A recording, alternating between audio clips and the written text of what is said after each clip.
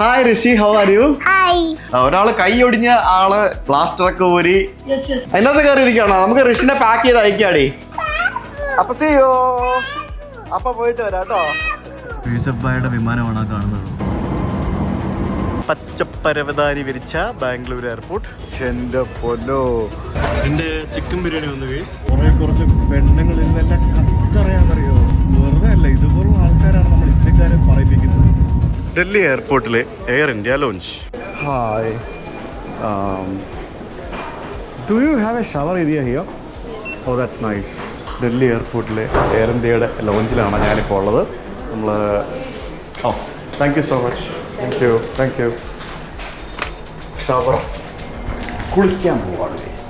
അമേരിക്കയിൽ നിന്ന് JFK എയർപോർട്ടിൽ നിന്ന് 15 മണിക്കൂർ നീണ്ട യാത്രയ്ക്ക് ശേഷം ഞാൻ ഡൽഹി എയർപോർട്ടിൽ വന്നിറങ്ങി. അപ്പോൾ ഇനി ഡൽഹിയിൽ നിന്ന് കൊച്ചിക്ക് പോകണം. ഇവിടെ നിന്നൊരു 3 മണിക്കൂർ സമയമുണ്ട്.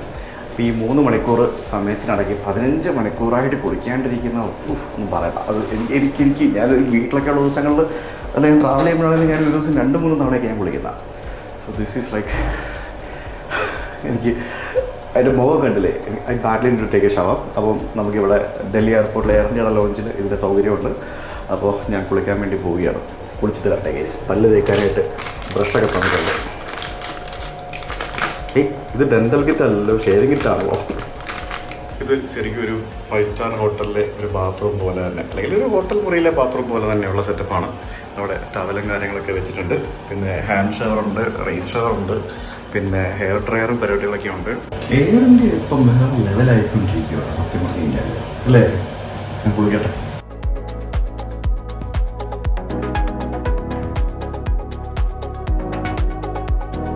കുളി കഴിഞ്ഞു. മാറാനായിട്ട് ഡ്രസ്സില്ലായിരുന്നു, അണ്ടർവെയർ മാത്രമുണ്ടായിരുന്നുള്ളൂ. അതുകൊണ്ട് മാറി. ഞാനൊരു പേരെടുത്ത് വയ്ക്കുന്ന എപ്പോഴും ബാഗിൽ മാറിപ്പോയി. കുളിയെല്ലാം കഴിഞ്ഞിട്ട് എയർ ഇന്ത്യയുടെ വക ഒരു മസാല ചായ. ഞാനങ്ങനെ ലോഞ്ചിൽ നിന്ന് ഇറങ്ങി നടന്ന് ഗേറ്റിലെത്തിയപ്പോഴത്തേക്കിനും എൻ്റെ ഫ്ലൈറ്റിലെ ബോർഡിംഗ് എല്ലാം കഴിഞ്ഞ് ആൾക്കാരെല്ലാം കയറി കഴിഞ്ഞു. ഞാൻ മാത്രമേ ഉള്ളെന്ന് തോന്നി കയറാനായിട്ട്. ഒരു നിമിഷം ഞാൻ വിചാരിച്ചു ഈ കാണുന്ന പുതിയ ഫ്ലൈറ്റിലായിരിക്കും നമ്മൾ പോകുന്നത്. പക്ഷേ അല്ല, എയർ ഇന്ത്യ പുതിയ ഫ്ലൈറ്റൊക്കെ എങ്ങോട്ടൊക്കെ ഓടിക്കുന്നു, കൊച്ചിക്കില്ല. വല്ലപ്പോഴൊക്കെ വരുമായിരിക്കും. ആ കാണുന്ന പഴയ വിമാനത്തിലാണ് നമ്മൾ പോകുന്നത്. വിമാനത്തിൽ കയറിയപ്പോഴത്തേക്കിനും ഒരു ഗ്ലാസ് ബട്ടർ മിൽക്ക് കൊണ്ട് തന്നു വെൽക്കം ഡ്രിങ്ക് ആയിട്ട്. അങ്ങനെ നോക്കുമ്പോഴാണ് ഹരിയാന അഫ്ഗാൻ എയർലൈൻസ് എന്നും പറഞ്ഞുകൊണ്ട്, ഇത് എയർബസ് A310 വിമാനമാണ്. 34 വർഷം പഴക്കമുള്ള വിമാനമാണ്. അത് ഇവിടുന്ന് ഡൽഹിയിൽ നിന്ന് കാബൂളിലേക്ക്, അഫ്ഗാനിസ്ഥാനിലേക്ക് പോകുന്ന വിമാനം. അതവിടെ ടേക്ക് ഓഫ് ചെയ്യുമായിരുന്നു. നമ്മളങ്ങനെ ടേക്ക് ഓഫ് ചെയ്ത് ഡൽഹി എയർപോർട്ടിനോട് വിട പറഞ്ഞ് നമ്മൾ കൊച്ചിയെ ലക്ഷ്യമാക്കി പറക്കുകയാണ്. ഞാൻ വീണ്ടും നമ്മുടെ റോക്കിയുടെ ബാക്കി സീരീസൊക്കെ കണ്ടുകൊണ്ടിരുന്ന് നമ്മുടെ ഭക്ഷണമൊക്കെ കഴിച്ചുകൊണ്ടിരിക്കുകയായിരുന്നു. ലഞ്ചായിട്ട് കൊണ്ട് തന്നത് ഒരു നൂഡിലും പിന്നെ അതിൻ്റെ കൂട്ടത്തിലുള്ള ഒരു ചിക്കൻ്റെ കറിയും അങ്ങനെ കുറച്ച് സാധനങ്ങളൊക്കെ ആയിരുന്നു. നല്ല യാത്രാക്ഷീണം ഉണ്ടായിരുന്നു. അതുകൊണ്ട് ഞാൻ റോക്കി മാറ്റി വെച്ചിട്ട് കുറച്ച് നേരം ചെറുതായിട്ടൊന്ന് മയങ്ങി എണീറ്റപ്പോഴത്തേക്കിനും അവിടെ സൂര്യൻ അസ്തമിച്ചുകൊണ്ടിരിക്കുകയാണ്. അങ്ങനെ നമ്മൾ മേഘാവൃതമായിട്ടുള്ള ആകാശ ദൃശ്യങ്ങളൊക്കെ കണ്ടുകൊണ്ട് നമ്മളങ്ങനെ കൊച്ചിയിലേക്ക് ലാൻഡ് ചെയ്തു. 22 മണിക്കൂർ നീണ്ട യാത്രയായിരുന്നു. ഈ ഇന്നലത്തെ വീഡിയോ നിങ്ങൾ കണ്ടല്ലേ, അമേരിക്കയിൽ നിന്നും ജോൺ എഫ് കെന്നഡി ഇൻ്റർനാഷണൽ എയർപോർട്ടിൽ നിന്നും ഡൽഹി വഴി അങ്ങനെ നമ്മൾ എയർ ഇന്ത്യയിൽ കൊച്ചി എത്തിയിരിക്കുകയാണ്. 22 മണിക്കൂർ നീണ്ട യാത്രയ്ക്ക് ശേഷം ഫ്രഷായിട്ട് ഞാനിവിടെ എത്തിയെന്നുണ്ടെങ്കിൽ it's because of Air India. Thank you so much guys.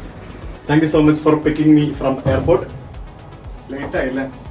സാധാരണ ഞാൻ എപ്പോഴും എയർപോർട്ടിൽ നേരത്തെ എത്താറുള്ളതാണ്. എന്നെ ഡൊമസ്റ്റിക് എയർപോർട്ടിലാണ് വരുന്നത്. ഇങ്ങനെ ഇന്റർനാഷണൽ എയർപോർട്ടിൽ പോയി കാത്തു നിൽക്കുകയായിരുന്നു. എന്നിട്ട് ഇന്റർനാഷണലിൽ നിന്ന് ഡൊമസ്റ്റിക് വരാൻ 15 മിനിറ്റ് തന്നെ അവിടെ പോസ്റ്റ് ആക്കി. സാരമില്ല, no problem. Thank you. Hi Rishi, how are you? Hi. അപ്പൊ ഋഷിക്ക് അമേരിക്കയിൽ നിന്ന് കൊണ്ടുവന്ന് എന്താ ഋഷിക്ക് ഏറ്റവും ഇഷ്ടപ്പെട്ടത്? പറഞ്ഞേ. ചോറോ? ചോറാണോ അപ്പൊ അമേരിക്കയിൽ നിന്ന് കൊണ്ടുവന്നത് നിനക്ക്? പിന്നെ ഫയർ ട്രക്ക് എന്ത് ചെയ്യാ, ഇഷ്ടപ്പെട്ടാ? ഫയർ ട്രക്ക് ഇഷ്ടപ്പെട്ടില്ലേ?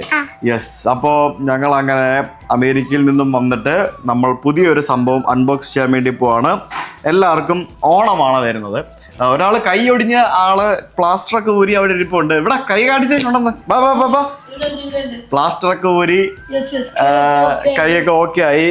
ഒരു മാസത്തെ ഒന്നുമില്ല, ശരിക്കും എന്താ പറയാ, ഈ വൈദ്യൻ കൽപ്പിച്ചതും രോഗി കൽപ്പിച്ചതും പാലെന്ന് പറയുന്ന അവസ്ഥയായിരുന്നു ശ്വേതയുടെ.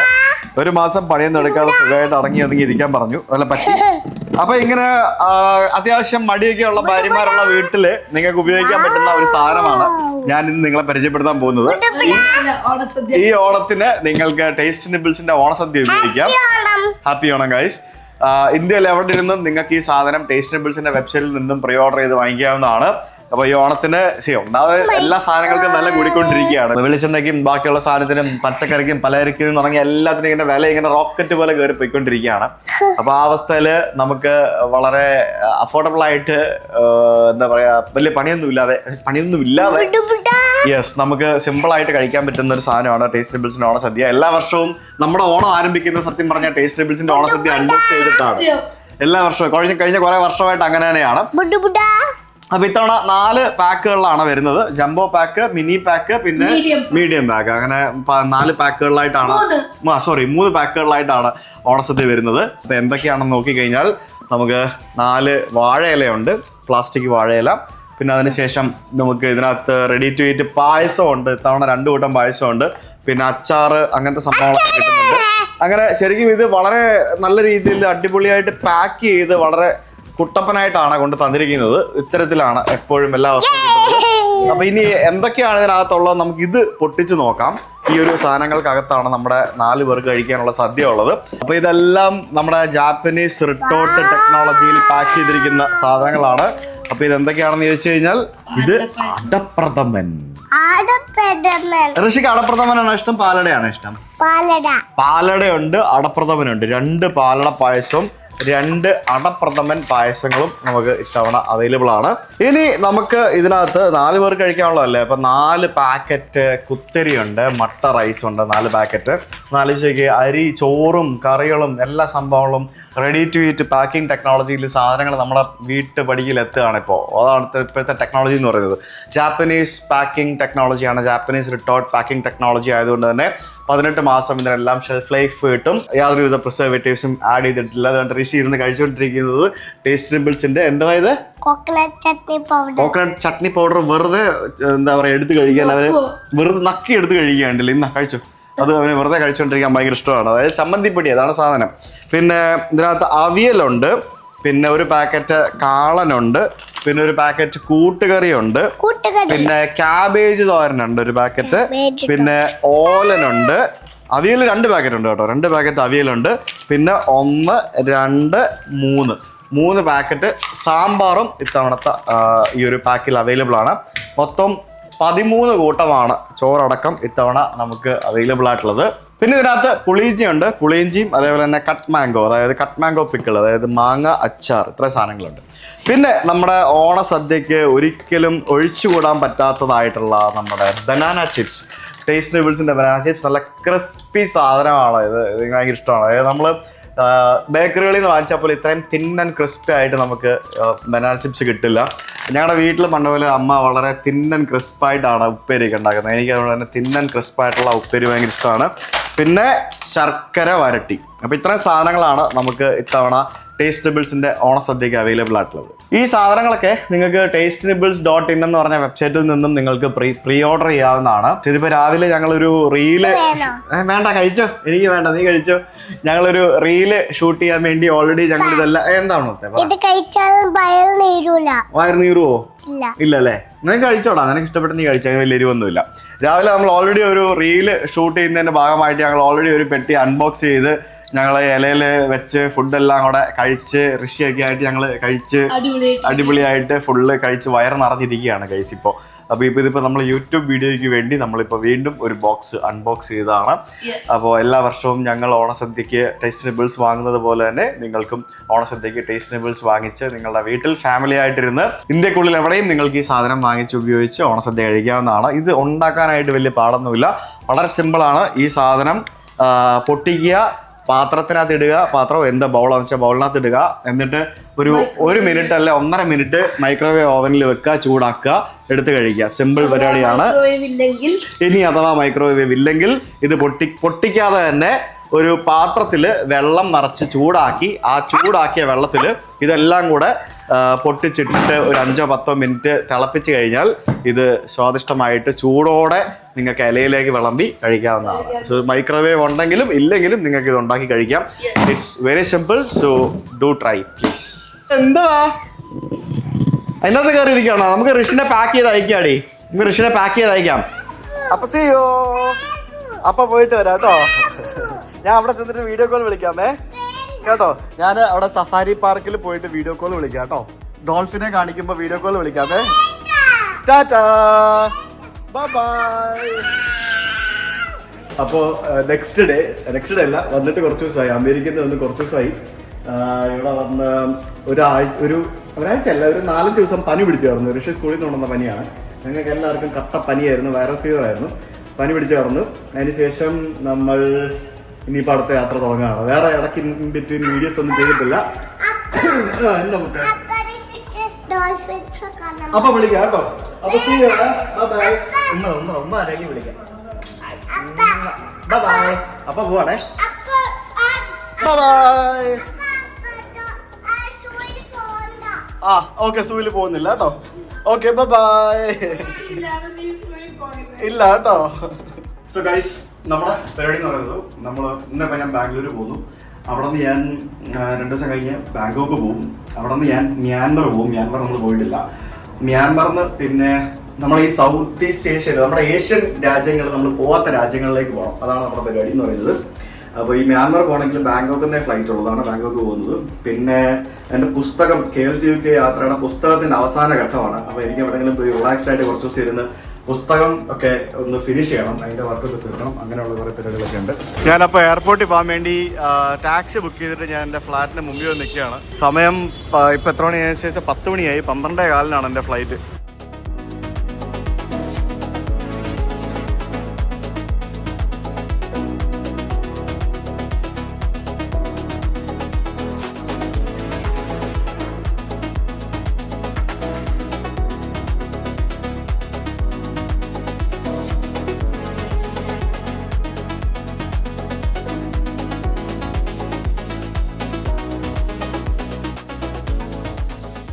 ആ കിടക്കുന്നത് ഏത് വിമാനമാണ് നിങ്ങൾക്ക് മനസ്സിലായോ ഗൈസ്? T7YMA, അതായത് നമ്മുടെ ലുലു ഗ്രൂപ്പിന്റെ നമ്മുടെ യൂസഫ് അലി MA, അതാണ് YMA എന്ന് പറയുന്നത്. യൂസഫ് ഭായിയുടെ വിമാനമാണ് ആ കാണുന്നത്. അപ്പം ഇത് അടിപൊളിയാണ് സംഭവം. ഇത് നോക്കി, എയർ ഇന്ത്യ എക്സ്പ്രസ് ആണ് ഗൈസ്. എയർ ഇന്ത്യ എക്സ്പ്രസ്സിൽ എന്ത് അടിപൊളി സീറ്റുകളാണെന്ന് നോക്കി. ഇതിൻ്റെ ബിസിനസ് ക്ലാസ് ആണ്. ഇതെനിക്ക് അവർ ഫ്രീ ആയിട്ട് അപ്ഗ്രേഡ് ചെയ്ത് തന്നെ. അപ്പോൾ ഞാൻ 3ാമത്തെ റോയിലെ സാധാരണ സീറ്റാണ് ബുക്ക് ചെയ്തിരുന്നത്.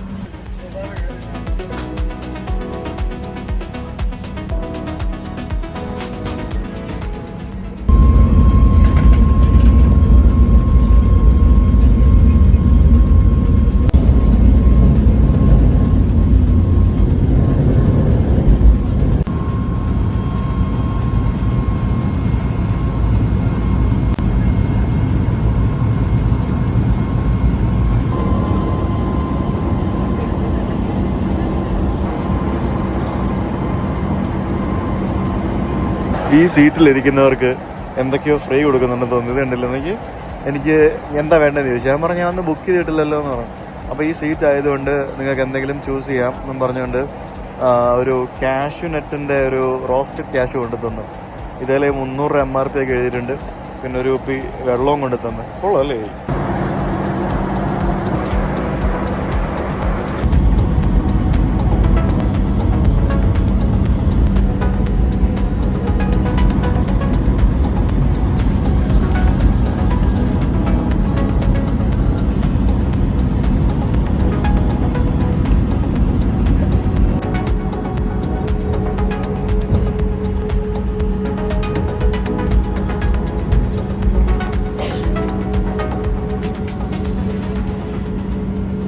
ബാംഗ്ലൂർ എത്തി.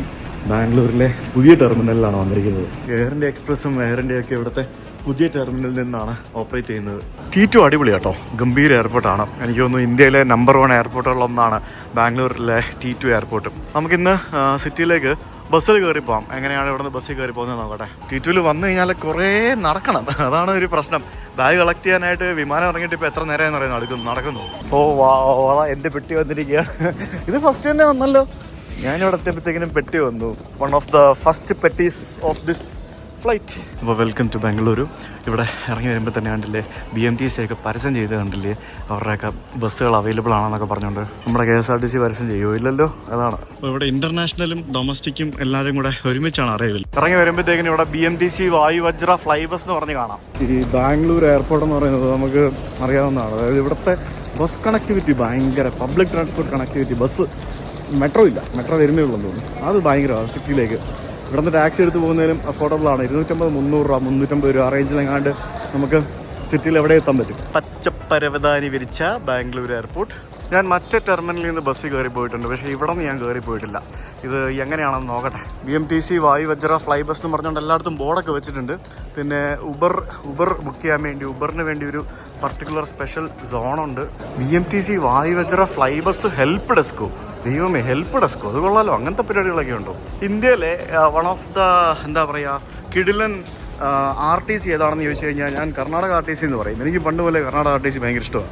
ഇവിടെ താഴെ ഇറങ്ങി വന്നപ്പോഴത്തേക്കിനും ഇവിടെ കുറേ ബസ്സുകളൊക്കെ വരുന്നു, ഇവിടെ ബസ്സുകളൊക്കെ കിടക്കുന്നു. ബസ്സിലെ ബോർഡൊക്കെ മൊത്തം കന്നഡയാണല്ലോ, ഒന്നും മനസ്സിലാകുന്നില്ലല്ലോ. നമ്മളെ ഇവിടെ വന്ന് നിൽക്കുമ്പോഴത്തേക്കിനും ബസ്സിലെ കണ്ടക്ടർമാരും ഡ്രൈവർമാരൊക്കെ നമ്മളെ അപ്രോച്ച് ചെയ്ത് ഓരോ സ്ഥലത്തേക്ക് പോകാനുള്ള ബസ്സിലേക്കൊക്കെ കയറ്റി വിടും. അതായത് നമ്മളൊരു എയർപോർട്ടിൽ പോയി ഇറങ്ങുമ്പോഴത്തേക്കിനും അവിടെ ടാക്സിക്കാർ നമ്മളെ വന്ന് പൊതിയുന്ന പോലെയാണ് ഇവിടെയൊക്കെ ബസ് കണ്ടക്ടേഴ്സും ഡ്രൈവേഴ്സും നമ്മളെ വന്ന് പൊതിയുന്നത്. എത്ര ആത്മാർത്ഥതയുള്ള ആൾക്കാർ വേറെ അവിടെ കാണാൻ പറ്റും. ഇതാണ് എനിക്ക് പോകേണ്ട വണ്ടി, KIA 5. ഇത് നമ്മുടെ മടിവാല ഭാഗത്തേക്ക് പോകും. അങ്ങനെ ഞാൻ BMTC ബസ്സിൽ കയറി. ഇവിടെ നിന്ന് ബൻശങ്കരിക്ക് പോകുന്ന വണ്ടിയാണത്. അതുകൊണ്ട് എനിക്കത് ശാന്തിനഗർ ബസ് സ്റ്റാൻഡിൽ പോയി ഇറങ്ങാൻ പറ്റും. ഇവിടെ നിന്ന് ശാന്തിനഗർ ബസ് സ്റ്റാൻഡ് വരെ 280 രൂപയാണ് ചാർജ്. നിങ്ങൾ 2 3 പേരാണെന്നുണ്ടെങ്കിൽ ടാക്സി വിളിച്ച് പോകുന്നതാണ് ലാഭം. ഒരാളാണെന്നുണ്ടെങ്കിൽ ടാക്സി നഷ്ടമാണ്. ഒരു 1000-1200 രൂപ വരും, ഡിപ്പെൻസ് ഓൺ ട്രാഫിക്. അങ്ങനെ 1 മണിക്കൂറോളം, 1 മണിക്കൂറല്ല, 45 മിനിറ്റ്സ് എടുത്ത് നമ്മൾ ഇവിടെ ശാന്തിനഗർ എത്തി, ലാൽബാഗിൻ്റെ ഒക്കെ അടുത്ത്. ബാംഗ്ലൂർ വന്നു കഴിഞ്ഞാൽ നമുക്ക് നല്ല ഫുഡ് അടിക്കണം. ഞാൻ പണ്ട് ബാംഗ്ലൂർ പഠിച്ചതായതുകൊണ്ട് ഞാൻ ബാംഗ്ലൂരിലെ കന്നഡ ഫുഡൊക്കെ ഭയങ്കരമായിട്ട് മിസ് ചെയ്യുന്നു. സോ ഞാൻ ഒരു ഹോട്ടലിൽ കൊണ്ട് ബാഗെല്ലാം വെച്ചിട്ട് നമുക്ക് എന്തെങ്കിലും നല്ല കന്നഡ ഫുഡ് അടിക്കാനായിട്ട് പോകാം. നോക്കട്ടെ കർണാടക ഫുഡ് എവിടെയാണ് പോകാൻ പറ്റുന്നത് നോക്കട്ടെ. ഞാൻ വന്നിരിക്കുന്നത് ഈ കാണുന്ന ഹോട്ടലിലാണ്. അതിൻ്റെ മുമ്പിലെ തിരക്കുണ്ടോ, പോലീസുകാർ വരെയുണ്ട് ഇവിടെ. മാവല്ലി ടിഫിൻ റൂംസ്, MTR എന്ന് പറഞ്ഞ് നമ്മൾ കണ്ടിട്ടുണ്ടാവും. MTR masala, MTR curry powder എന്നൊക്കെ പറഞ്ഞുകൊണ്ട് MTRന്റെ കുറേ പ്രൊഡക്ട്സ് കണ്ടിട്ടില്ലേ, അവരുടെയാണ് ഈ സാധനം മാവല്ലി. നമ്മുടെ ബാംഗ്ലൂരിലെ ലാൽബാഗ് ഉണ്ട്. ആ ലാൽബാഗിന്റെ തൊട്ടടുത്താണ് ഈ ഒരു കട. ലാൽബാഗ് എന്ന് പറയുന്നത് ശരിക്കും ഇവിടുത്തെ ആൾക്കാർ എക്സസൈസ് ചെയ്യാൻ ഉപയോഗിച്ച് വരുന്നൊരു പാർക്കായിരുന്നല്ലോ. ലാൽബാഗിൽ വരുന്ന ആൾക്കാരെല്ലാവരും രാവിലെ മറ്റുമൊക്കെ വൈകിട്ടും എല്ലാം നടത്തമെല്ലാം കഴിഞ്ഞ് ഇവിടെ വന്നൊരു ചായയൊക്കെ കുടിച്ച് ഫുഡൊക്കെ കഴിച്ചിട്ട് പോകുന്നൊരു കൺസെപ്റ്റ് ഉണ്ടായിരുന്നു എന്നൊക്കെയാണ് പറയുന്നത്. ഭയങ്കര തിരക്കാണ് ഇവിടെ. അതിനകത്ത് കയറാനും ഇടിയാണ്, പാഴ്സൽ വാങ്ങിക്കാൻ ഇടിയാണ്, ഇരുന്ന് കഴിക്കാൻ ഇടിയാണ്. അങ്ങനെ മൊത്തത്തിൽ ഇടിയാണ് ഗൈസ് ഈ റെസ്റ്റോറൻറ്റിനകത്ത്.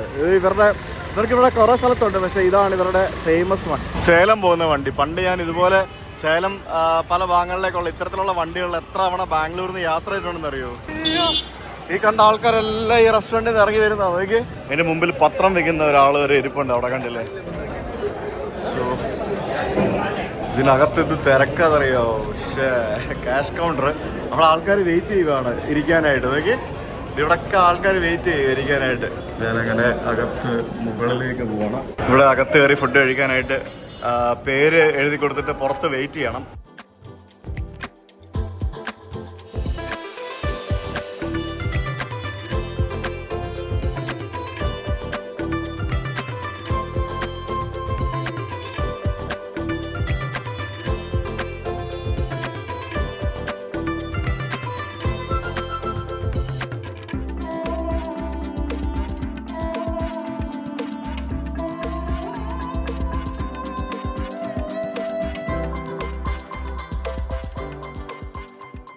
ഞാൻ കാപ്പിയെല്ലാം കുടിച്ച് കഴിഞ്ഞ് പുറത്തിറങ്ങി വന്നപ്പോഴത്തേക്കിന് മെയിൻ ഡോർ അടച്ചിട്ടിരിക്കുന്നത്.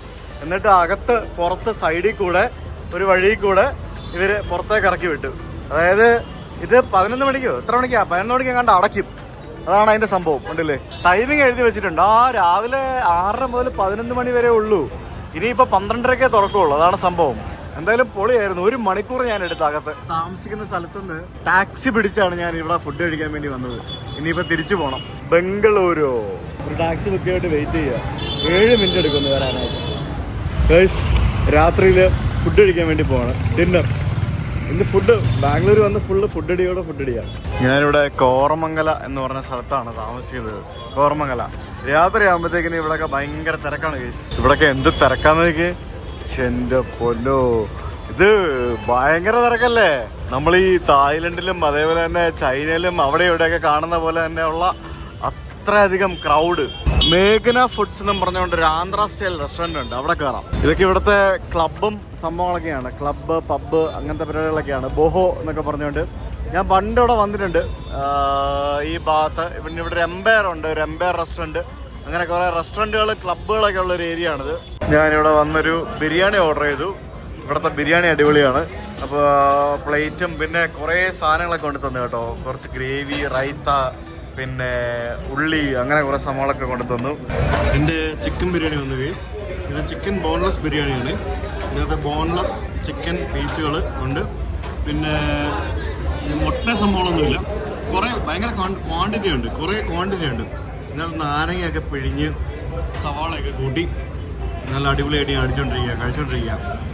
ഒടുക്കുന്ന ടേസ്റ്റ് ആട്ടോ. എനിക്ക് ഭയങ്കര ഇഷ്ടമാണ് ഈ ബിരിയാണിയൊക്കെ. എനിക്ക് സത്യം പറഞ്ഞാൽ നമ്മുടെ ബിരിയാണിയെക്കാട്ടി ഇഷ്ടം ഈ തമിഴ്നാട്, ആന്ധ്ര ബിരിയാണികളാണ്. ഭയങ്കര ഫ്ലേവേർഡ് ആയിരിക്കും. ഇഷ്ടം. എന്ത് തിരക്കാന്നറിയോ ഇവിടെ ഫുഡ് കഴിക്കാനായിട്ട് ആൾക്കാര്. ഒരു ബിരിയാണി ഒരു ലൈം ജ്യൂസും കൂടെ കുടിച്ചത് 450 രൂപയായി. അത് ഇച്ചിരി കത്തിയാണ്, പക്ഷെ എന്നാലും ഓക്കെ. അങ്ങനെ ബാംഗ്ലൂരിൽ വന്നിട്ട് ഞാനൊരു 2 days ഇവിടെ ഉണ്ടായിരുന്നു. എൻ്റെ ഫ്രണ്ട്സിനൊക്കെ മീറ്റ് ചെയ്യാനുണ്ടായിരുന്നു. പരിപാടിയെല്ലാം കഴിഞ്ഞ് അതെല്ലാം കഴിഞ്ഞ് നമ്മൾ പോകാൻ പോകുന്നു ക്രാബി എന്ന് പറഞ്ഞ സ്ഥലത്തേക്ക്. അതായത് എനിക്ക് മ്യാൻമറാണ് ബേസിക്കലി പോകേണ്ടത്. നമ്മൾ മ്യാൻമർ പോയിട്ടില്ലല്ലോ. അപ്പോൾ മ്യാൻമർ പോകാനായിട്ട് എനിക്ക് തായ്ലൻഡിൽ പോകണം. തായ്ലൻഡിൽ നിന്നാണ് നമുക്ക് മ്യാൻമർ ഫ്ലൈറ്റ് കിട്ടുക. അപ്പോൾ ഞാൻ നോക്കിയപ്പോഴത്തേക്കിനും ലാസ്റ്റ് ടൈം അല്ല, ഞാൻ ഇന്നലെ വൈകിട്ടാണ് ടിക്കറ്റ് ബുക്ക് ചെയ്യുന്നത്. ഇവിടുന്ന് ബാങ്കോക്ക് ഫ്ലൈറ്റ് എല്ലാം രാത്രിയിലേ ഉള്ളൂ. അത് മാത്രമല്ല ഭയങ്കര എക്സ്പെൻസീവ് ആയിരുന്നു ലാസ്റ്റ് ടൈം ആയപ്പോഴത്തേക്കിനും. അപ്പോൾ ഞാൻ നോക്കിയപ്പോഴത്തേക്കിനും എനിക്ക് ഒരു 7,500 rupeesന് ഇവിടെ നിന്ന് ക്രാബിയിലേക്ക് ഫ്ലൈറ്റ് കിട്ടി. ഇൻഡിഗോ. ഉച്ചയ്ക്ക് 3:30 ഫ്ലൈറ്റ്. അപ്പോൾ നമുക്ക് ക്രാബിയാണ് നമ്മൾ പോയിട്ടുമില്ല. അപ്പോൾ നമുക്ക് ക്രാബി പോയിട്ട് നമുക്ക് 2 ദിവസം ക്രാബി നിന്നിട്ട് അവിടെ നിന്ന് നമുക്ക് അവിടെ ഒരു ബസ്സിലോ അല്ലെങ്കിൽ ട്രെയിനിലോ ഫ്ലൈറ്റിലോ ഒക്കെ ബാങ്കോക്ക് പോകുന്നേ ഉള്ളൂ. നിയർ ബൈ ബാങ്കോക്ക് വഴി നമുക്ക് മ്യാൻമർ പോകാം എന്നുള്ളതാണ് പ്ലാൻ. അപ്പോൾ എങ്ങനെയായിരിക്കും എന്തായിരിക്കും എന്നറിയില്ല. സോ ഞാൻ രാവിലെ 12:30 ചെക്കൗട്ട് ചെയ്ത് നമുക്ക് ഇവിടെ നിന്ന് ഇനിയിപ്പോൾ അങ്ങോട്ട് എയർപോർട്ടിലേക്ക് പോകുമ്പോൾ നമുക്കൊരു ടാക്സി വിളിച്ച് പോകാം. അതായിരിക്കുന്നല്ലോ. ഇല്ലെങ്കിൽ ഞാൻ ഇനി ബസ് തപ്പി നടക്കാനായിട്ട് ടൈം ഉണ്ടാവില്ല. ഇവിടെ നിന്ന് എയർപോർട്ടിലേക്ക് പോകാനായിട്ട് ടാക്സി ബുക്ക് ചെയ്ത് ഊബർ 1,200 രൂപ. ഞാൻ ഈ 2 ചെറിയ ബാഗായിട്ടാണ് കേട്ടോ ഇത്തവണ ട്രാവൽ ചെയ്യുന്നത്. ഇത് എൻ്റെ പെട്ടി, പിന്നെ ഇതിൻ്റെ ഐപാഡും പിന്നെ പാസ്പോർട്ടും പിന്നെ ക്യാമറ അങ്ങനത്തെ സാധനങ്ങളൊക്കെ വെച്ചിരിക്കുന്ന കുഞ്ഞ് ബാഗ്. ഞാൻ ഊബർ ബ്ലാക്ക് എന്നും പറഞ്ഞുകൊണ്ടൊരു സാധനമാണ് ബുക്ക് ചെയ്തത്. എന്നാ പരിപാടിയെന്ന് എനിക്കറിയത്തില്ല. ഒരു മഹീന്ദ്ര XUV ആണ് വരുന്നത്. റോഡിൻ്റെ നടുവിലാണല്ലോ, വണ്ടി നിർത്താൻ പോലും സ്ഥലമില്ലല്ലോ. ഊബർ ഇവിടെ വെച്ചോളാം. It's okay 6626. Okay. Airport terminal 2. ഈ വണ്ടി കൊള്ളാട്ടോ സംഭവം. വെള്ളം കൊടുത്തിരുന്നു എനിക്ക്. Thank you.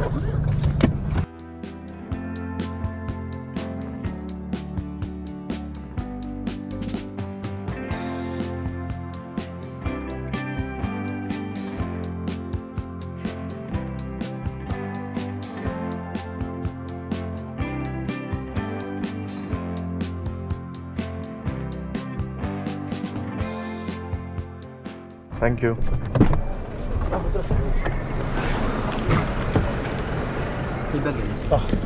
നല്ല ചേട്ടനായിരുന്നു, നല്ല വണ്ടി. താങ്ക് യു ഭയ്യ. Thank you. അയ്യോ, അങ്ങനെ ഞാൻ ബംഗളൂരു ഇൻ്റർനാഷണൽ എയർപോർട്ട് ടെർമിനൽ 2 വന്നിറങ്ങിയിരിക്കുകയാണ്. എന്ത് ഭംഗിയുള്ള എയർപോർട്ടല്ലേ ഇത്. എത്ര കണ്ടാലും എയർപോർട്ട് മതിയാവില്ല എന്നുള്ളതാണ് ഇതിൻ്റെയൊക്കെ മെയിൻ ഇതെന്ന് പറയുന്നത്. ഈ കാണുന്ന പച്ചപ്പൊക്കെ ഒറിജിനൽ ചെടികളാണ് ഗൈസ്. ഇന്ത്യയിലെ one of the neat and clean and കിഡിലൻ കിടുക്കാച്ചി എയർപോർട്ട് ഏതാണെന്ന് ചോദിച്ചു കഴിഞ്ഞാൽ ബംഗളൂരുവിലെ ടെർമിനൽ 2 ആണെന്ന് ഞാൻ പറയും. ഇവിടെ കോണ്ടസ് ഒക്കെ ഉണ്ട് കേട്ടോ. കോണ്ടസിൻ്റെ ഫ്ലൈറ്റൊക്കെ ഉണ്ട് ഇവിടെ നിന്ന് ഓസ്ട്രേലിയയിലേക്ക് ഡയറക്റ്റ്. പിന്നെ ലണ്ടനിലേക്കൊക്കെ ഡയറക്റ്റ് 2-3 ഫ്ലൈറ്റ് ഉണ്ട്. ബ്രിട്ടീഷ് എയർവേസ്, വെർജിൻ അറ്റ്ലാന്റിക് ഉണ്ട്. നമ്മുടെ ചെക്ക് ഇൻ കൗണ്ടർ എവിടെയാണോ ഞാൻ നോക്കുന്നത്. There is check in counter for IndiGo. എനിക്ക് ചെക്ക് ഇൻ ചെയ്യണം. എന്ത് രസമല്ലേ എയർപോർട്ട് കാണാനായിട്ട്.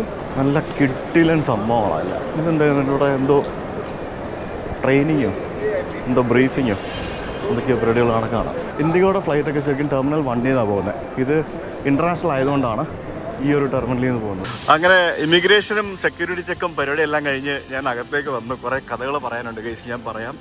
സംഭവം എന്ത് ഭംഗിയാന്ന് നോക്കി ഈ ഒരു എയർപോർട്ട് കാണാനായിട്ട്. അടിപൊളിയല്ലേ? നമ്മൾ ആദ്യം വരുന്നു ബംഗളൂരു ഡ്യൂട്ടി ഫ്രീയിലേക്ക്. ഡ്യൂട്ടി ഫ്രീ അടിപൊളിയാണ്. ഇവിടെ തിരക്കൊന്നുമില്ല കേട്ടോ, ഒരു തിരക്കും ഇല്ലാത്ത ഒരു എയർപോർട്ടാണ്. കൊച്ചിയിലത്ര പോലും തിരക്ക് ഇവിടെ ഈ സമയത്ത് ഇല്ല. ഈ സമയത്ത് ഒന്നാമത് വിമാനങ്ങൾ കുറവാണ് ഇൻ്റർനാഷണൽ, അതുകൊണ്ടായിരിക്കും. പക്ഷേ ഭയങ്കര സിമ്പിളായിരുന്നു. പക്ഷേ എയർലൈൻ എന്നെ ചുറ്റിച്ചു. ഞാൻ പറയാം, കടകളൊക്കെ കുറവാട്ടോ, കുറച്ച് കടകളേ ഉള്ളൂ. ഐ മീൻ അങ്ങനല്ല, കടകളൊക്കെ ഉണ്ട്, പക്ഷേ എന്നാലും വലിയ തിരക്കും പാളമൊന്നും ഇല്ലാത്തതുകൊണ്ട് ഇൻ്റർനാഷണൽ എയർപോർട്ടിൻ്റെ ഒരു വൈബ് കിട്ടുന്നില്ല. ഈ കാണുന്ന സംഭവം കണ്ടോ, ഇതൊരു മരമാണ്, ഒരു ബോൺസായി നോക്കി. അതായത് ലിറ്ററലി ഇതൊരു മരമാണ്, കണ്ടില്ലേ എന്തോരം വലിയ മരമാണ് ഇത്. ഹലോ ഗൈസ്, കഥകൾ പറയട്ടെ. അതിന് മുമ്പ് എല്ലാം കൂടെ വരിയായിട്ട് പറയാം ഞാൻ, അതാ രസം.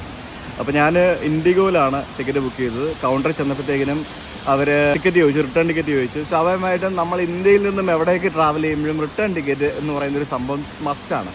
വേറൊരു രാജ്യത്തുനിന്ന് എങ്ങോട്ടും പോകുമ്പോഴും ഈ റിട്ടേൺ ടിക്കറ്റ്, ഇന്ത്യക്കാർക്കാണ് ഈ റിട്ടേൺ ടിക്കറ്റ് ഏറ്റവും വലിയ പ്രശ്നം. അപ്പോൾ ഞാൻ പറഞ്ഞ റിട്ടേൺ ടിക്കറ്റ് എടുത്തിട്ടില്ല, ഞാൻ അവിടെ നിന്ന് ഫർദർ മുന്നോട്ട് പോകും, വേറെ പ്ലാനൊന്നും ചെയ്തിട്ടില്ല, സർ റിട്ടേൺ ടിക്കറ്റ് ഇല്ലാണ്ട് കയറ്റി വിടാൻ പറ്റില്ല എന്ന് പറഞ്ഞു. അപ്പോൾ ഓക്കെ ഫൈൻ, അവരുടെ റൂളാണ്, നോംസാണ്. പക്ഷേ തായ്ലൻഡിലേക്ക് ഇപ്പോൾ പോകണമെങ്കിൽ നമ്മളൊരു digital immigration arrival card fill ചെയ്യണം. അപ്പോൾ ഞാൻ അത് ഫില്ല് ചെയ്തു. അത് ഫില്ല് ചെയ്തപ്പോഴത്തേക്കിനും അവർ റിട്ടേൺ ടിക്കറ്റ് ഓപ്ഷണലാണ് ചോദിക്കുന്നത്, അത് കമ്പൽസറി അല്ല, പക്ഷേ ഓപ്ഷണലാണ്. അപ്പോൾ എനിക്ക് അറൈവൽ കാർഡ് കിട്ടി, പക്ഷേ ഇവർ എയർലൈൻ പറയുന്നത് റിട്ടേൺ ടിക്കറ്റ് ഉണ്ടെങ്കിൽ കയറ്റി വിടാൻ പറ്റുള്ളൂ എന്ന് പറഞ്ഞു. ഞാൻ അവിടെ നിന്ന് ഒരു വെബ്സൈറ്റിൽ കയറി, ഒരു ആപ്പിൽ കയറി, ഞാൻ അവിടെ നിന്ന് അടുത്ത രാജ്യത്തേക്ക് മ്യാൻമറിലേക്ക് പോകാനുള്ള ടിക്കറ്റ് ബുക്ക് ചെയ്തു. പക്ഷേ എനിക്ക് പോകേണ്ട അതേ ഡേറ്റിന് തന്നെയാണോ ടിക്കറ്റ് എടുത്തതെന്ന് ചോദിച്ചു കഴിഞ്ഞാൽ അറിയത്തില്ല. പക്ഷേ റീഫണ്ടബിൾ ടിക്കറ്റാണ്. എനിക്കിപ്പോൾ തായ്ലൻഡിൽ ഇറങ്ങി കഴിഞ്ഞാൽ എനിക്കത് വേണം ക്യാൻസൽ ചെയ്യാം. അത് അതിനകത്ത് ലോജിക്ക് എന്താണെന്ന് എനിക്ക് മനസ്സിലാവുന്നില്ല. ഒരു റിട്ടേൺ ടിക്കറ്റ് ഉണ്ടെന്നും പറഞ്ഞുകൊണ്ട് അത് ക്യാൻസൽ ചെയ്ത് തിരിച്ച് പൈസ വാങ്ങിയതല്ലേ. അപ്പോൾ എന്തിനാണ് ഈ റിട്ടേൺ ടിക്കറ്റ് എന്നും പറഞ്ഞുകൊണ്ട് വാശി പിടിക്കുന്നതെന്ന് എനിക്ക് അറിയത്തില്ല. ഇനിയിപ്പോൾ അവിടെ എയർപോർട്ടിൽ ഇറങ്ങുമ്പോൾ ചോദിക്കുമെന്ന് അറിയില്ല. എന്തായാലും നമ്മൾ ഇന്ത്യക്കാർ കാണിച്ചു കൂട്ടുന്ന പോക്കൃത്തരത്തിനാണ് ശരിക്കും ഇതുപോലെയുള്ള പ്രശ്നങ്ങൾ നമുക്ക് ഉണ്ടാകുന്നത്. എന്നിട്ട് ഫ്ലൈറ്റ് കാലിയാണെന്ന് പറഞ്ഞു. ഫ്ലൈറ്റിനകത്ത് അധികം ആൾക്കാരൊന്നുമില്ല. അപ്പോൾ ഇവിടെ നിന്ന് ക്രാബിക്ക് അധികം ആൾക്കാർ പോകുന്നില്ല എന്ന് തോന്നുന്നു. എന്തായാലും ബോർഡിംഗ് പാസ് കിട്ടി, ടിക്കറ്റ് എടുത്ത് കൊടുത്ത്. അപ്പോൾ ഇനിയിപ്പോൾ ഞാൻ ആ ടിക്കറ്റ് അവിടെ എത്തുമ്പോൾ ഞാൻ ക്യാൻസൽ ചെയ്യും, കാരണം ഞാൻ പ്ലാൻ ചെയ്തിട്ടല്ലോ പോകുന്നത്. അപ്പോൾ ഞാൻ അവിടെ എത്തിക്കഴിഞ്ഞ് ക്യാൻസൽ ചെയ്താൽ ഇവർക്ക് എന്ത് ചെയ്യാൻ പറ്റും? ഒന്നും ചെയ്യാൻ പറ്റത്തില്ല. ഞാൻ ഫർദർ മുന്നോട്ട് പോകുന്നുണ്ടോ എന്ന് നോക്കേണ്ടത് എന്താണ് അതിനകത്ത് ലോജിക്ക് എന്ന് എനിക്ക് ഇപ്പോഴും മനസ്സിലാകുന്നില്ല. എന്തായാലും അവരവരുടെ ജോലി ചെയ്തു, ഞാൻ ടിക്കറ്റ് എടുത്ത് കൊടുത്തു. എന്നിട്ട് ഇമിഗ്രേഷനിൽ വന്നപ്പോഴത്തേക്കിനും ആരുമില്ല കേട്ടോ, ലിറ്ററലി ഇപ്പോൾ നിങ്ങൾ കണ്ട പോലെ തന്നെ ആരുമില്ല. ഇമിഗ്രേഷനിൽ വന്നപ്പോഴത്തേക്കിനും ഇമിഗ്രേഷൻ ഓഫീസർ ചോദിച്ചു, ഡിജിറ്റൽ അറൈവൽ കാർഡ് ഉണ്ടോ, റിട്ടേൺ ടിക്കറ്റ് ഉണ്ടോ. അയാൾ ഇതൊക്കെ ചോദിച്ചുകൊണ്ടിരിക്കുക. കാരണം ഇവിടെ നിന്ന് ഇന്ത്യക്കാർ പോയിട്ട് അവിടെ ചാടി അനധികൃതമായിട്ട് പല പരിപാടികൾ തോന്നിവാസം കാണിക്കുമ്പം നമ്മുടെ ഇന്ത്യക്കാണ് നാണക്കേട്. പല ആൾക്കാരും അങ്ങനെ വൃത്തികേട് കാണിക്കുമ്പോഴത്തേക്കിനും. അപ്പോൾ അങ്ങനെ ആരും ചെയ്യാണ്ടിരിക്കാൻ വേണ്ടി നോക്കുക എന്നുള്ളത് ഇവിടുത്തെ ഇമിഗ്രേഷൻ ഉദ്യോഗസ്ഥരുടെയും എയർലൈൻ്റെ ഉത്തരവാദിത്തമാണ്. പല ആൾക്കാരും ഡീപ്പോർട്ട് ചെയ്യുന്നുണ്ടെന്നൊക്കെ പറയുന്നുണ്ടായിരുന്നു എയർലൈൻ്റെ ആൾക്കാർ. പിന്നെ പുള്ളിനോട് ചോദിച്ചു എന്ത് ചെയ്യാന്ന് ചോദിച്ചു. ഞാൻ പറഞ്ഞു യൂട്യൂബറാണെന്ന് പറഞ്ഞു. ശരിയാ, ഞാൻ നിങ്ങളുടെ വീഡിയോസ് എവിടേക്കോ ചൈനയിലൊക്കെ പോയി വീഡിയോസൊക്കെ കണ്ടായിരുന്നു എന്നൊക്കെ പുള്ളി പറഞ്ഞു. എന്നിട്ട് പുള്ളി പറഞ്ഞു, നിനക്ക് മറ്റേ എപ്പോഴും യാത്ര ചെയ്യുന്നതല്ലേ, മറ്റേ ഈ ഫാസ്റ്റ് ട്രാക്ക് പരിപാടിയുണ്ട് ഇമിഗ്രേഷനിൽ. നമുക്ക് ഈ ഇമിഗ്രേഷൻ കൗണ്ടറിൽ പോകാതെ ഫ്രീക്വൻറ്റ് ട്രാവലർ പരിപാടി, അത് രജിസ്റ്റർ ചെയ്തൂടെ എന്ന് ചോദിച്ചു. ഞാൻ പറഞ്ഞു ഞാനതൊക്കെ രജിസ്റ്റർ ചെയ്താണ്.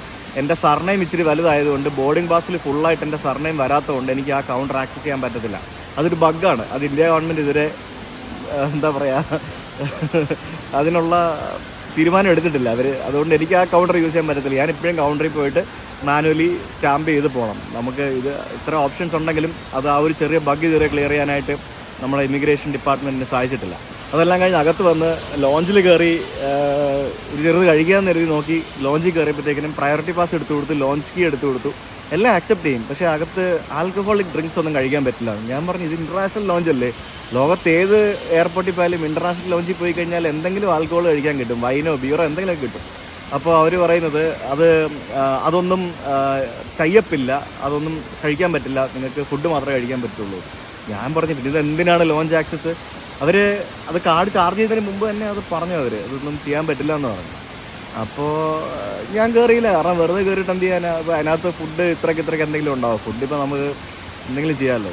അപ്പം അതും തന്നെ പരിപാടിയാണ്. അതായത് സത്യം പറഞ്ഞാൽ ഇന്ത്യയിലെ എയർപോർട്ടുകളിൽ ഈ ലോഞ്ച് ആക്സസ് പരിപാടിയും എല്ലാം സത്യം പറഞ്ഞാൽ അന്യായി മൂഞ്ചലായിക്കൊണ്ടിരിക്കുകയാണ്. പുറത്തൊക്കെ ഓരോ നാട്ടിലെ എയർപോർട്ടുകളിൽ ലോഞ്ചൊക്കെ കയറി കാണണം, എന്ത് അടിപൊളി ലോഞ്ചുകളാണ്. അമേരിക്കയിലൊക്കെ പോകുമ്പോൾ ചെറിയ കുഞ്ഞു ലോഞ്ചുകളാണെങ്കിലും എല്ലാ സംഭവങ്ങളും ഉണ്ട്. ലോഞ്ചിൻ്റെ വലിപ്പത്തിലുള്ള കാര്യം. പക്ഷേ ഇവിടെയൊക്കെ വലിയ യമണ്ടൻ ലോഞ്ചൊക്കെ ഉണ്ടാക്കി വെച്ചിട്ടും ആൾക്കാർക്ക് പ്രത്യേകിച്ച് ഉപകാരമൊന്നുമില്ല. അപ്പോൾ ഇനി ലോഞ്ചിൽ കയറി 2 അടിക്കണമെന്ന് വിചാരിക്കുന്ന ആൾക്കാർ നോക്കിയും കണ്ടൊക്കെ കയറിക്കോ. ഇന്ത്യൻ ക്രെഡിറ്റ് കാർഡുകൾ മാത്രം അവർ അക്സെപ്റ്റ് ചെയ്യുള്ളൂ. ഞാൻ എന്നിട്ട് എൻ്റെ 1-2 ക്രെഡിറ്റ് കാർഡൊക്കെ എടുത്ത് കാണിച്ചപ്പോഴത്തേക്കിനും അതൊന്നും അക്സെപ്റ്റ് ചെയ്യത്തില്ല എന്ന് പറഞ്ഞു. ഞാൻ മറുപടി പണിയോട്ടാൻ പറഞ്ഞു. ലോകത്തെല്ലായിടത്തും ഏത് രാജ്യത്ത് പോയാലും എല്ലാ രാജ്യത്തും എല്ലാ എയർപോർട്ടിലും ലോഞ്ചിൽ കയറുന്ന ആളാണ് ഞാൻ. ഇവിടെ ബാംഗ്ലൂർ എയർപോർട്ടിൽ ഇതാ അവസ്ഥ. ഇതാണ് ഇവിടുത്തെ 080 ലോഞ്ച്. ഇതിനകത്താണ് ഞാനിപ്പോൾ കയറാൻ പോയത്. ഗംഭീര ലോഞ്ചാ, പക്ഷേ കാശ് കൊടുത്താൽ മാത്രമേ എന്തെങ്കിലും കിട്ടുള്ളൂ. പിന്നെ ഒരു കാര്യമുണ്ട്, ഈ ലോഞ്ചിൽ കയറി കഴിഞ്ഞാൽ ഈ ലോഞ്ചിൽ നിന്ന് ആൾക്കാരെ ഫുഡ് അടിച്ച് കഴിഞ്ഞാൽ അവിടെ പുറത്തുള്ള കടക്കാർക്കൊക്കെ പട്ടിണിയാവില്ലേ, അതുകൊണ്ടായിരിക്കും. ഇവിടെ പുറത്ത് ബേക്കറി, കഫേ, പിന്നെ തൊട്ടപ്പുറത്ത് ബാറ്, അങ്ങനെയുള്ള പല സംഭവങ്ങളുണ്ട്. അപ്പോൾ എന്തായാലും ഇത് ഒരുമാതിരി പന്ന പരിപാടിയായി കേട്ടോ. എയർപോർട്ടൊക്കെ അടിപൊളിയാണ്, എല്ലാ സംഭവങ്ങളും ഉണ്ട്, എല്ലാം അടിപൊളിയാണ്. പക്ഷേ ലോഞ്ചൊക്കെ ശോകം കൈസ്. ഞാനിപ്പോൾ ആലോചിക്കുമായിരുന്നു, ഞാൻ ഐസ്ലാൻഡിൽ നിന്ന് അമേരിക്കയിലേക്ക് പോകാനായിട്ട് ഫ്ലൈറ്റിൽ കയറാൻ നേരം എന്നോട് റിട്ടേൺ ടിക്കറ്റ് പോയിട്ട് ഹോട്ടൽ ബുക്കിംഗ് ഉണ്ടോ, റിട്ടേൺ ടിക്കറ്റ് ഉണ്ടോ, കാശുണ്ടോ ഒന്നും ചോദിച്ചില്ല. അമേരിക്കയിൽ ഇമിഗ്രേഷനിൽ പോയപ്പോഴത്തേക്കിനും അവിടെ ഹോട്ടൽ ചോദിച്ചു, അല്ലാതെ റിട്ടേൺ ടിക്കറ്റ് ഉണ്ടോ എന്നൊന്നും എന്നോട് ചോദിച്ചില്ല. ചോദിച്ചായിരുന്നോ? ഇല്ല, റിട്ടേൺ ടിക്കറ്റ് ചോദിച്ചില്ല. എത്ര ദിവസത്തേക്കാണെന്ന് മാത്രമേ ചോദിച്ചുള്ളൂ. ഇപ്പം തായ്ലൻഡിലേക്കൊക്കെ പോകുമ്പോൾ പോലും അമേരിക്കയിൽ പോകുന്നതിൽ സ്ട്രിക്റ്റാണ്. പല ഇത് നമ്മുടെ ആൾക്കാരുടെ പ്രശ്നമാണ്. നമ്മുടെ ആൾക്കാർ ഓരോ സ്ഥലത്ത് പോയിട്ട് ഓരോ പരിപാടി കാണിച്ചിട്ട് സംഭവിക്കുന്ന. ഇവിടെ ഉണ്ടല്ലോ ഒരു ആനയൊക്കെ ഉള്ളതല്ലേ, നമ്മുടെ കൊച്ചി എയർപോർട്ടിലുണ്ട് ആന.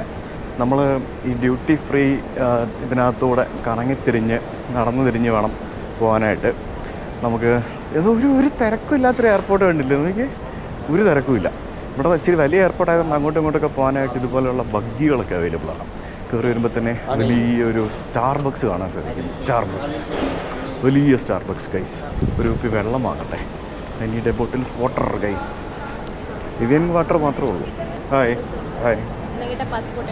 If you want passport and boarding pass for this like water? Oh my god. Even for the water? Yeah. Okay. 150. Okay. I'll tap. ഇതാണ് 150 രൂപയുടെ പാസ്പോർട്ടും ബോർഡിംഗ് പാസും കൊടുത്ത് വാങ്ങിച്ച ഇവിയൻ വാട്ടർ. എന്തോന്നടേ ഇത്, 150 രൂപ ഓക്കെ. പക്ഷേ പാസ്പോർട്ടും ബോർഡിംഗ് പാസൊക്കെ എന്തിനാണെന്നോ എനിക്കറിയില്ല. സ്റ്റാർബക്സിൽ നിന്നൊരു ബർഗർ വാങ്ങിച്ചായിരുന്നു. My burger is ready. Is it ready? Thank you. അതിനും 300 രൂപയാണ് ഗൈസ്.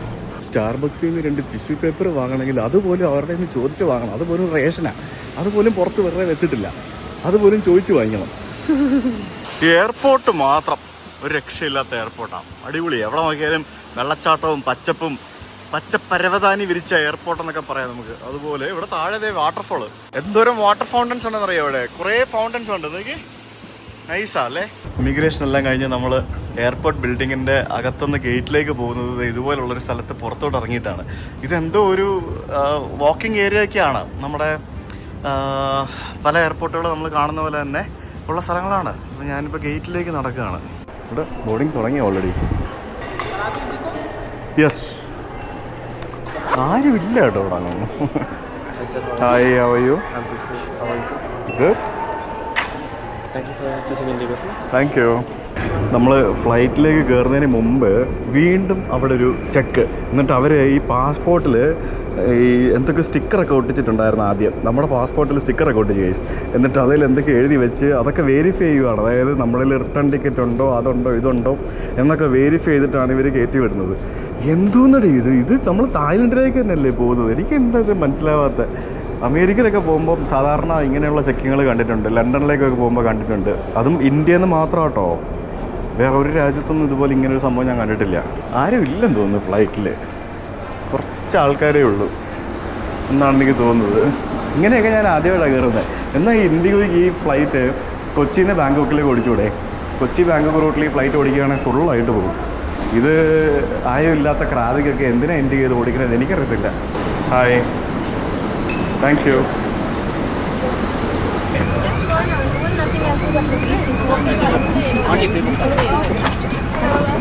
ഹായ്.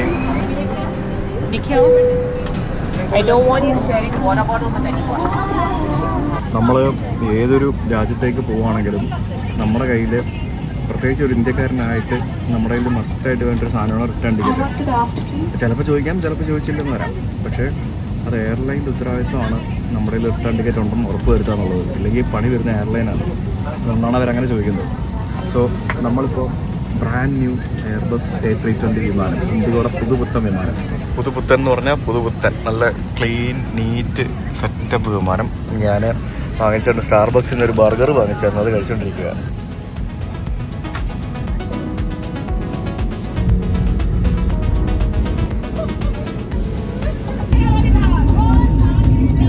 കുറച്ച് പെണ്ണുങ്ങൾ ഇന്ന് എന്നെ കച്ചറിയാന്നറിയോ, എന്തോ ചെയ്യൊക്കെ വിളിക്കുന്ന അവിടെ ഇരുന്ന് വിമാനം ടേക്ക് ഓഫ് ചെയ്യാൻ പോകുമ്പോഴത്തേക്കിനെ. വെറുതെ അല്ല, ഇതുപോലുള്ള ആൾക്കാരാണ് നമ്മൾ ഇന്ത്യക്കാരെ പറയിപ്പിക്കുന്നത്.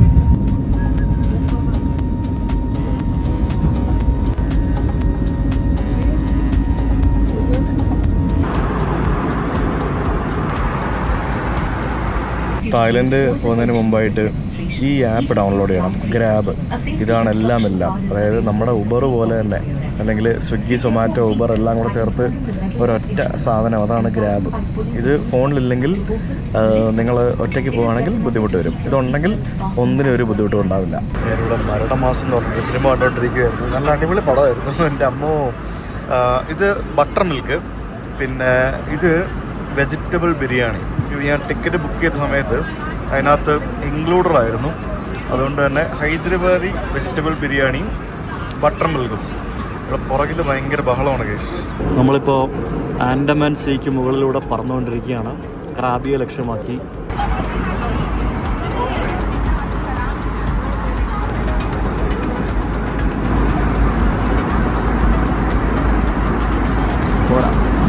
ഓക്കെ, അത്രേ ഉള്ളൂ. അങ്ങനെ 3.5 മണിക്കൂറിന് ശേഷം നമ്മൾ ക്രാബി എന്ന് പറഞ്ഞ സ്ഥലത്തേക്ക് വിമാനം ലാൻഡ് ചെയ്യാൻ വേണ്ടി പോവുകയാണ്. ഇതൊരു ചെറിയ എയർപോർട്ടാണോ, കുഞ്ഞ് എയർപോർട്ട്. അവിടെ ഫ്ലൈറ്റ് ഒന്നും കിടപ്പില്ല.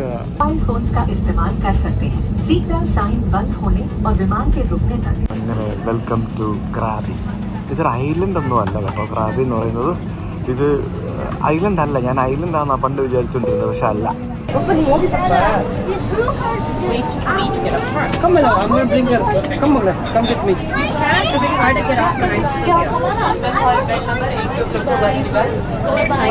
Thank you. Is your check-in luggage will